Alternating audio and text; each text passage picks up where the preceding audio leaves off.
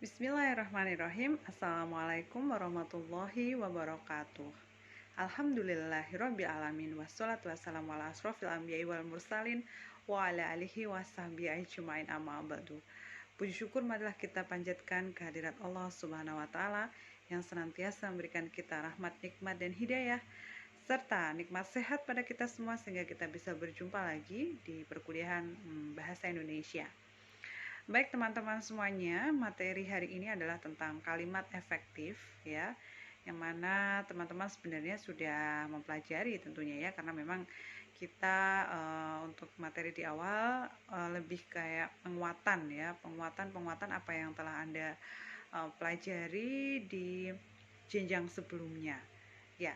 Baik, kali ini untuk mata kuliah untuk materi kalimat efektif ini nanti teman-teman mahasiswa harapannya mampu untuk menganalisis artikel jurnal ilmiah ya dalam hal kalimat efektif ya, analisisnya tentang kalimat efektif gitu.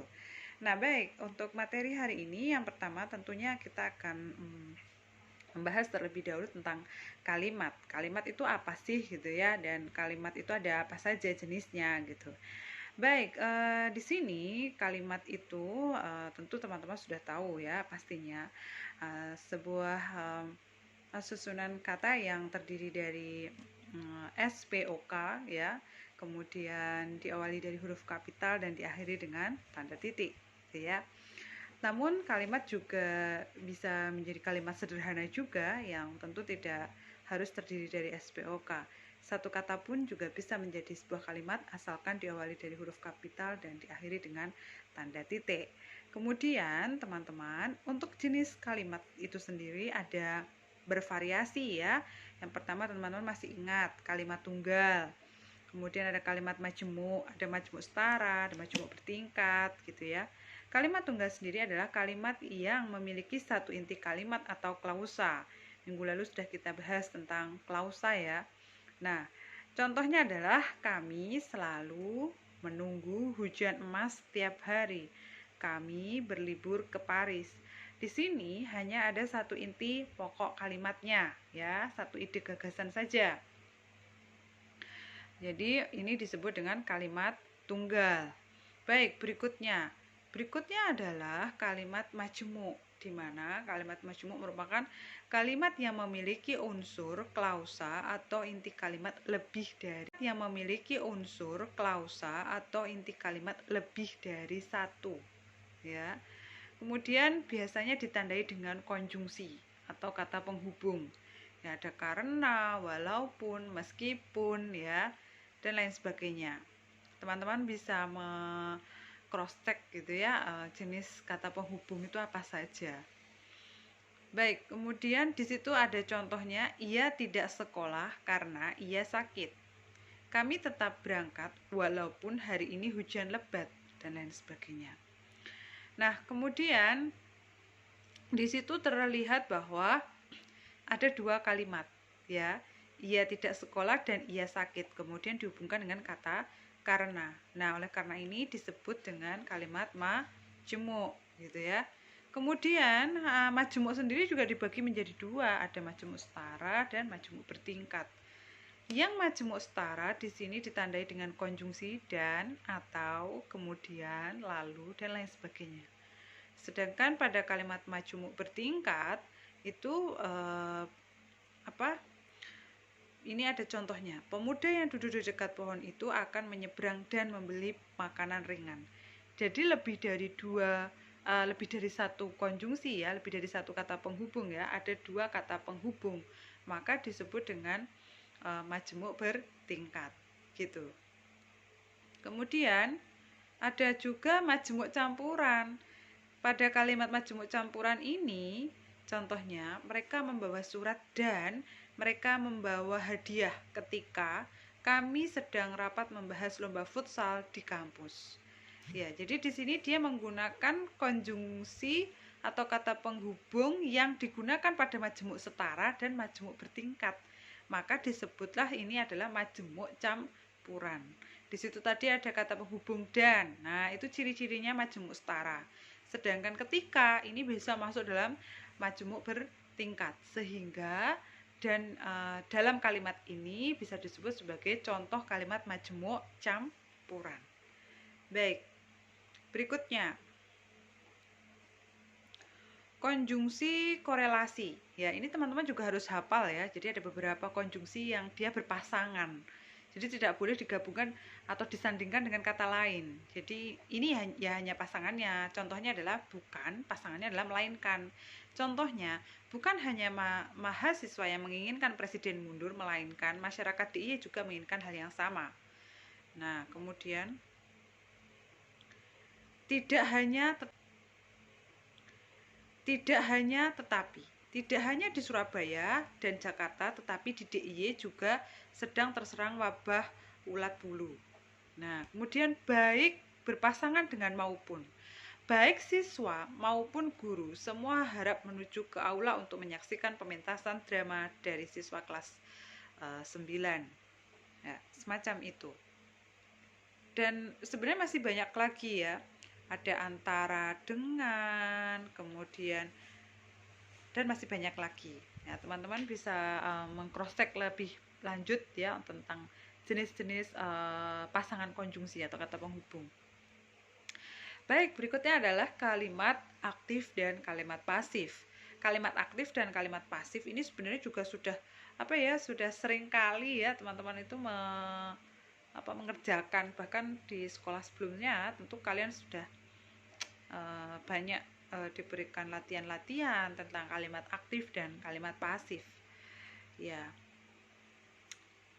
Di sini nanti Anda bisa melihat lebih lanjut tentang kalimat aktif dan kalimat pasif. Saya tidak perlu menjelaskan satu persatu karena di dalam PowerPoint ini sudah, atau di dalam Salindia ini sudah lengkap. Teman-teman bisa mengingat kembali ya materi yang dulu pernah Anda pelajari. Baik, berikutnya yang paling utama di materi ini adalah tentang kalimat efektif. Baik, di dalam kalimat efektif ini adalah kalimat yang tidak berlebihan. Jadi tidak memiliki makna ganda, tidak ambigu. Itulah yang disebut dengan kalimat efektif. Contoh, ini ada kasus ya, nomor 1 ini. Kita lihat kasus pertama. Para mahasiswa berkumpul bersama di aula. Ya, di sini teman-teman bisa merasakan ya kalimat ini efektif atau belum. Ya, tentunya belum. Ya, karena di dalam kalimat ini sudah ada para mahasiswa kemudian berkumpul bersama. Kalau berkumpul tentu otomatis juga sudah bersama-sama ya. Ya, seperti itu. Jadi lebih efektifnya adalah para mahasiswa ya berkumpul di aula. Nah, tentu itu sudah berkumpul secara bersama-sama, itu akan lebih efektif. Tanpa menggunakan kata bersama-sama, itu artinya sudah bersama-sama gitu ya. Baik, di situ juga ada contoh lain nomor 2, 3, 4 dan 5. Anda bisa membaca dan memperhatikan di mana letak ketidakefektifan pada kalimat tersebut. Ketidakefektifan pada kalimat tersebut. Jadi Anda akan bisa lebih memahami bahwa ini kalimat ini tidak efektif karena ada kata ini. Nah, semacam itu. Dan harapan saya nanti Anda akan bisa menganalisis ya artikel jurnal dan menganalisis kalimatnya. Apakah kalimat yang ada di dalam artikel tersebut efektif atau belum? Nah, seperti itu. Hakikat kalimat di sini adalah satuan bahasa terkecil ya. Tadi sudah saya bahas di atas tadi ya. Dan kalimat terdiri dari subjek, predikat, objek, dan dikatakan sempurna jika ada subjek dan predikat. Kemudian ada unsur-unsur kalimat, di sini ada subjek, ada predikat, ada objek. Nah, hal yang paling utama di sini, yang paling penting teman-teman perhatikan, banyak kasus mahasiswa yang selama ini ketika menulis karya ilmiah itu dan dikeluhkan oleh banyak dosen ketika membimbing mahasiswa menulis karya ilmiah atau skripsi, itu ketika mahasiswa menyusun kalimat tapi kalimatnya tidak ada subjeknya. Nah, ini adalah garis besar dan tanda seru besar gitu untuk Anda semua, bahwa di mata kuliah ini juga sudah saya ingatkan betul bahwa ketika Anda menyusun kalimat itu harus ada subjek. Subjek itu belum atau tidak harus nama orang ya. Tidak harus saya, dia, Anda, mereka, tidak harus seperti itu. Jadi subjek itu bisa kata yang lainnya yang dia berbentuk kata benda, itu bisa dijadikan subjek gitu ya. Apa saja sih Bu kata benda? Ya banyak ya, kebudayaan, peradaban, pendidikan dan lain sebagainya. Jadi jenis kata yang dia masuk kata benda yang menurut Anda mungkin tidak familiar gitu ya, itu bisa dijadikan subjek seperti itu. Kemudian ada predikat, kemudian ada objek dan pelengkap serta keterangan. Ya, pengertiannya sudah lengkap di Salindia ini. Teman-teman bisa berlatih dan bisa memperlengkap ya wawasan dan pengetahuannya melalui banyak referensi.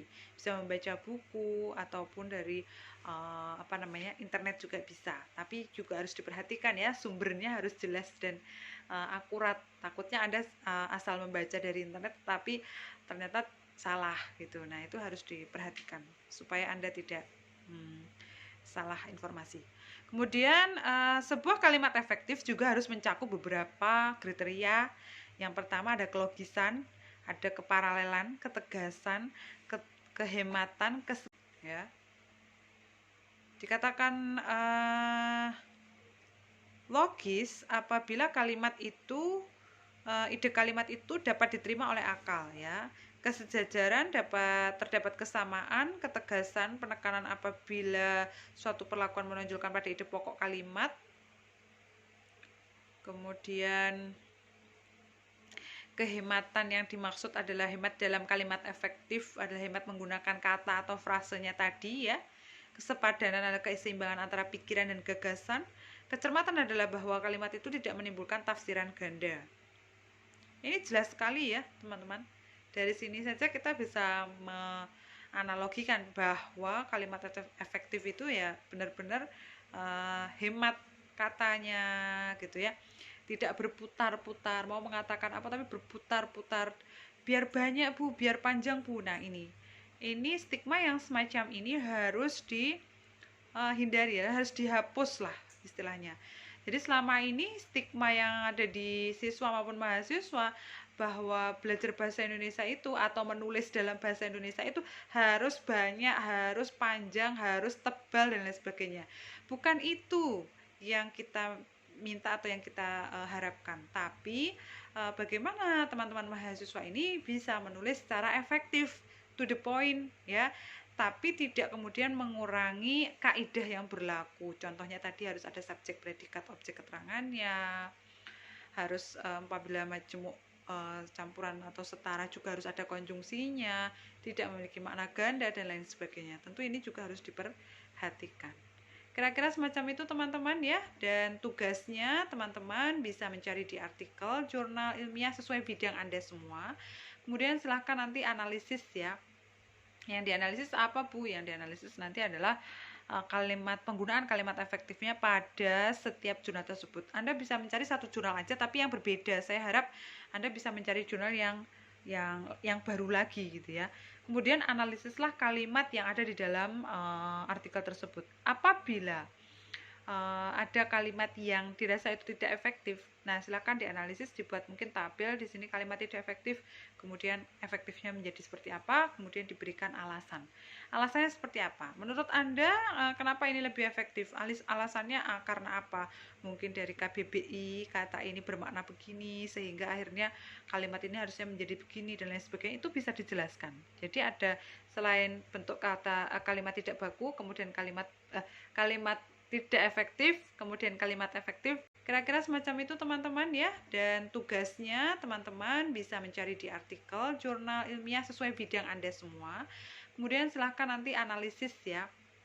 Yang dianalisis apa Bu? Yang dianalisis nanti adalah penggunaan kalimat efektifnya pada setiap jurnal tersebut. Anda bisa mencari satu jurnal aja tapi yang berbeda. Saya harap Anda bisa mencari jurnal yang baru lagi gitu ya.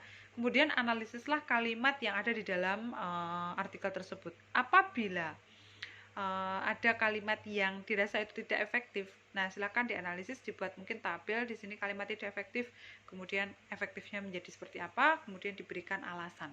Alasannya seperti apa? Menurut Anda kenapa ini lebih efektif? Alasannya karena apa? Mungkin dari KBBI kata ini bermakna begini sehingga akhirnya kalimat ini harusnya menjadi begini dan lain sebagainya, itu bisa dijelaskan.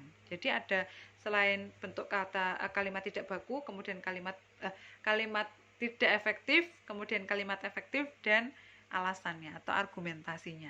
Kira-kira semacam itu ya teman-teman, gambaran untuk tugasnya seperti biasanya dikerjakan perlu diketik ataupun ditulis tangan dan dikirim kembali, bisa di grup maupun ke email. Lebih enak jika di grup juga nggak apa-apa ya, biar teman-temannya juga bisa belajar juga dari tugas teman-teman semua. Kira-kira itu yang bisa saya sampaikan. Terima kasih atas perhatiannya ya. Semoga bermanfaat dan selamat belajar, selamat mengerjakan tugas dengan baik. Apabila Anda mengalami kendala, juga bisa kita diskusikan melalui grup WhatsApp ya. Ada kurang lebihnya saya mohon maaf. Akhirul kalam billahi taufiq wal hidayah wal inayah. Wassalamualaikum warahmatullahi wabarakatuh. Sampai jumpa minggu depan di materi selanjutnya.